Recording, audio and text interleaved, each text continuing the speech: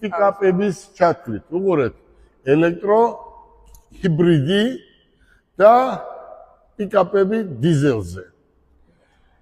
გისურვებთ წარმატებებს და კიდევ ქუთაისელებს ულოცავ აი ამ შოურუმის უკვე ოფიციალურად დაფიქსირებას, გახსნას და ეს ძალიან კარგია.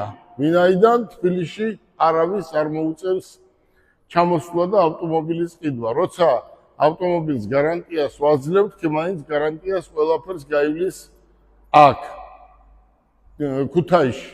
კიდევ ერთჯერ ვაჩვენოთ GB კუთხე მოსაცდელი აქ ადგილზე სავარაუდოდ ნომერსაც მისცემენ ავტომობილებს, ნახოთ როგორ იქნება და თლიანობაში არის 20 ავტომობილზე გათვლილი, რომელიც არის ძალიან მნიშვნელოვანი. კიდევ ერთჯერ მინდა მიულოცო მათემოტორს ფილიალის გახსნა